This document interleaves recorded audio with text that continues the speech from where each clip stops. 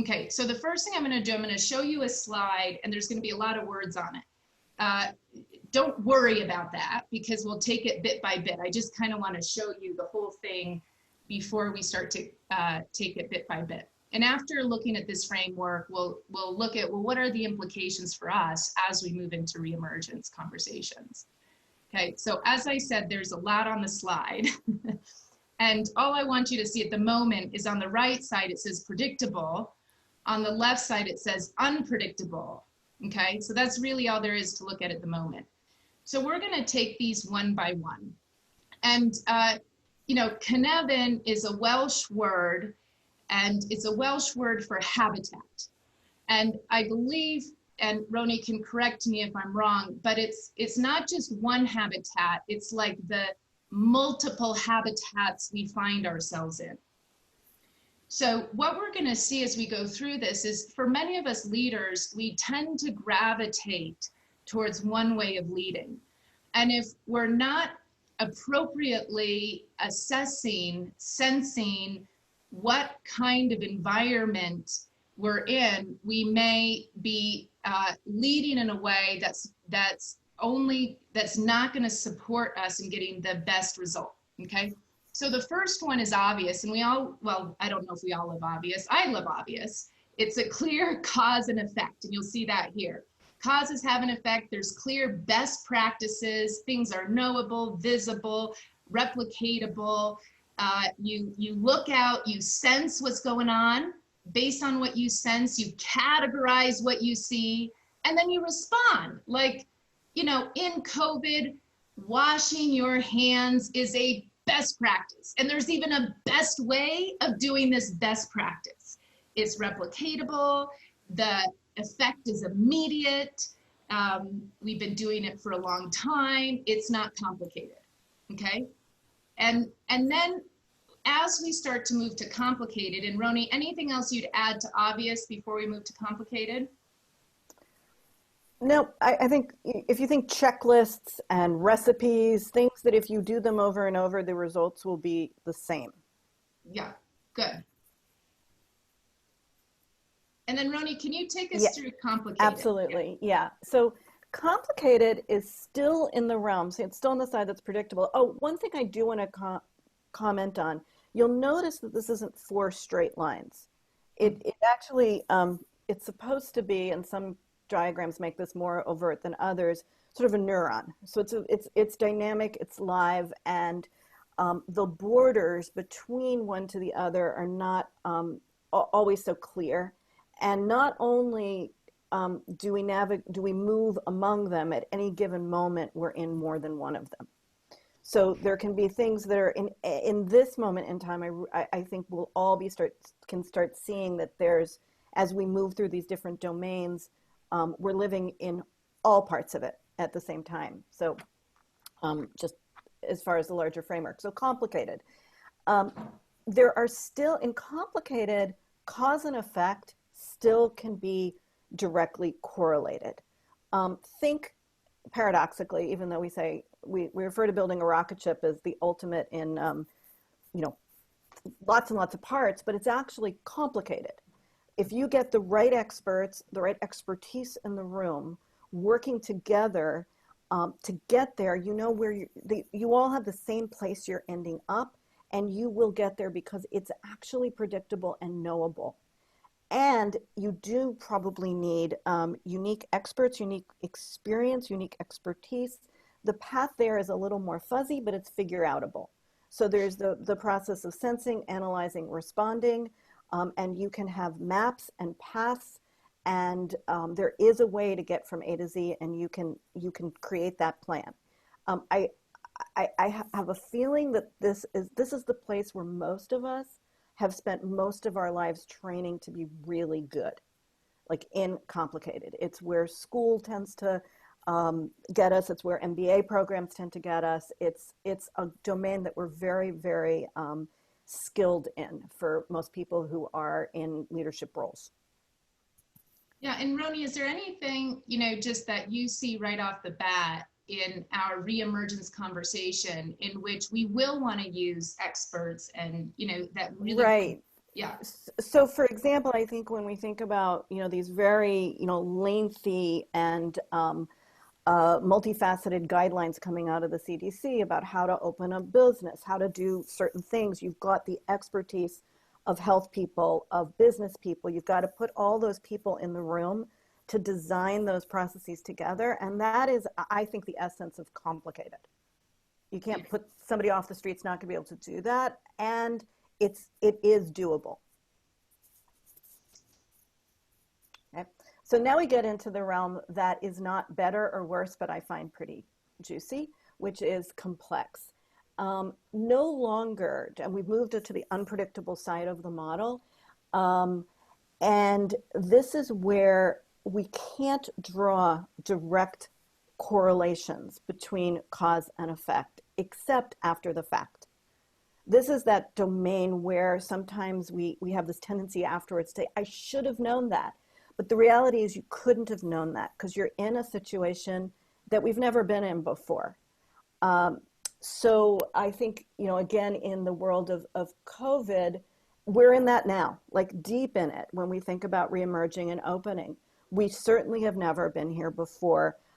We have to navigate. The metaphor goes from planning to navigating.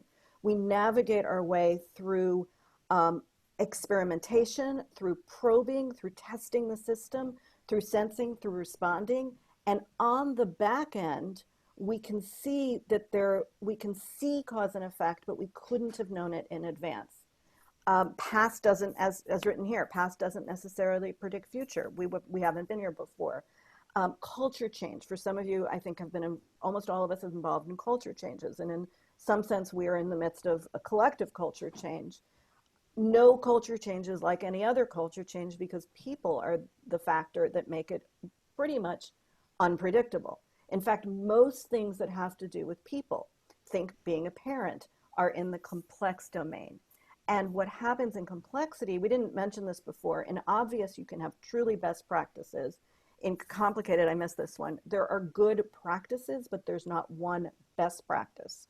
And in complexity, practices begin to emerge. We can't write them a priori, but we can look at them as they evolve and come out. One of my favorite words in the complex space is safe to fail experimentation or safe to fail learning, where we design these things that we can try out, make relatively small mistakes and fix or amplify what's working, but we keep testing, experimenting, and navigating our way through. The thing that I really appreciated about this is as leaders looking to see, what is the way to reemerge? And if we go about it like this is a complicated problem, we are going to think that there's an answer. And if we sit in it like this is a complex problem in which our job as leaders is to probe the system, to probe, then sense, see what's happening, then respond. Probe again in these safe to fail or safer to fail experiments, right? So we don't want to necessarily go all out all the way.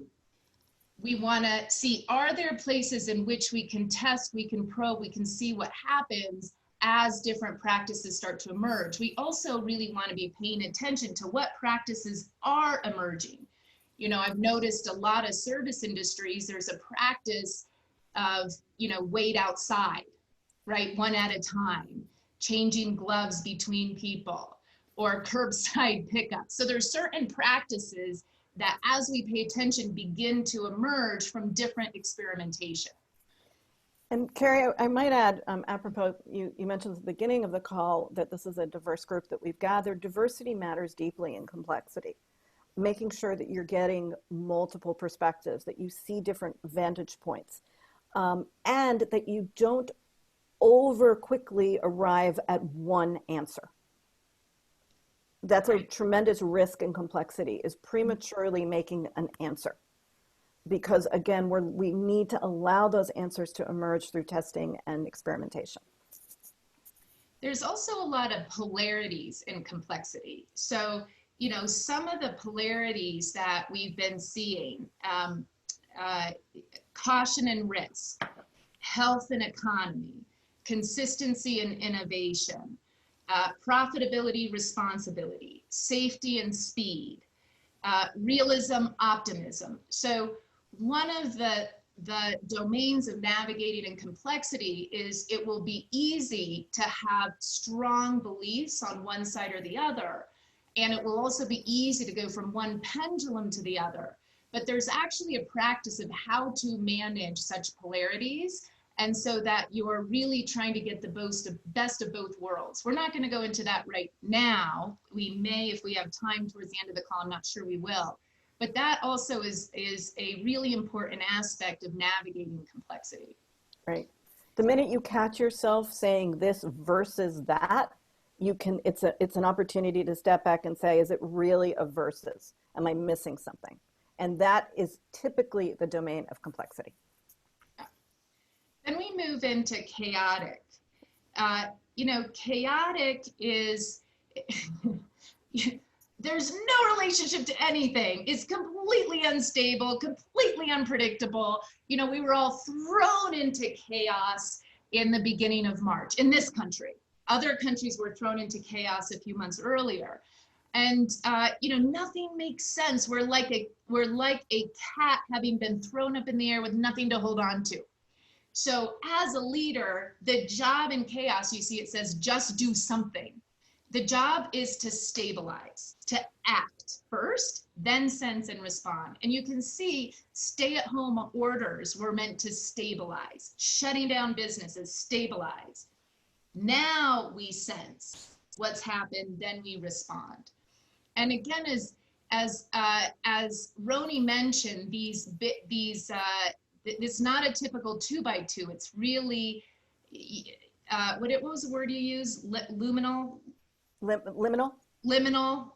I can upgrade my vocabulary. Liminal, but we can find ourselves going back and forth really easy. Is this complexity? Is this chaos? And, as we look at this hammer and the dance metaphor, we'll notice, we may be going kind of back and forth. What's important is that we begin to see, what does this situation require from me as a leader? Ronni, anything that you would add to chaos? Yeah, just the one thought about chaos is I've taught this model. I've loved this model from the first I was exposed to it. I think it's just been personally and professionally useful. And I glossed chaos until 2 months ago. It's like, and then there's chaos. And today when I was thinking about it, I thought of telling Kari this morning, I think we should start with chaos and go backwards. But the point being that, and I think this is the right way to go, but the point being that we have to pay a lot more attention. And I think that a lot of the work we've done, I'm starting to notice this, it can be really uncomfortable when we act boldly, when we stop things, when we stabilize. We're a kind of leader we were sort of thought we were being taught not to be. Yeah. That there's also control. And there's a moment for it. And that's been a huge learning for me in the last couple of months, is that there's moments for behaviors that aren't in our lexicon for reasons that we thought were good. Say just a little bit more about that, Ronni. So we were, kind of moving away from command and control, sort of ideas about leadership that felt like they belonged more to this, to a past time, or we were evolving beyond them. And that is true.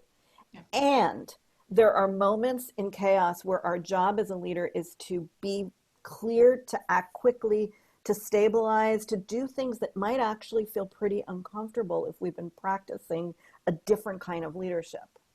Yeah, beautiful. Oh, before we go to the middle, the last thing I want to say, as things get thrown up in the air, there's also a moment of great opportunity. As we stabilize and we notice, all of our past models are gone. I mean, there were two things that I could count on in life, that we're all going to die and we all have to pay taxes. And then the tax deadline was moved. Like in the US, the tax deadline was moved. Like, when has April 15th ever not been April 15th? So things were just really thrown up. So it's really an opportunity as we move back, right? That chaos makes available is it really does throw everything up. And we can really intentionally say, okay, who are we about? What are the outcomes we want to achieve? And we can begin to use this, leverage the opportunity to do things that we never thought, how do we get out of our past ways? Well, we were just given the opportunity to get out of our past ways. So it's also, in chaos, there is great opportunity as you come out of it. Okay, this last little piece in the middle, I thought, oh, can I put WTF on a webinar? And I said, okay, fine, we could do that, right? But it's this idea of disorder. And in this basically is where I haven't appropriately assessed where I'm supposed to be, right? So I just go to the default, and I may be providing, this command and control leadership when what's required is more emergent practice. Yeah, Ronni, anything else you'd say about in the middle? I think the point of the middle is to choose where to be outside of the middle. Yeah, the point of the middle is it's not ideal. Most of the like I heard, yes, it's basically the lack of intentionality. Yeah. And maybe not knowing that there are these different possibilities. Beautiful.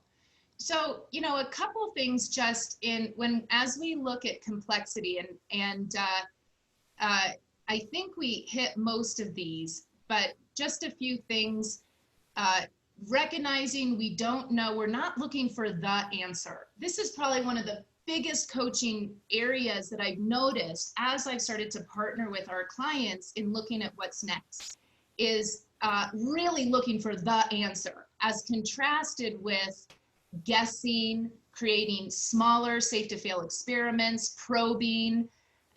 We're not sure if the hammer and the dance is an analogy for this or not, but you try, you dance, you try, you dance, or we're back, we're out, we're back.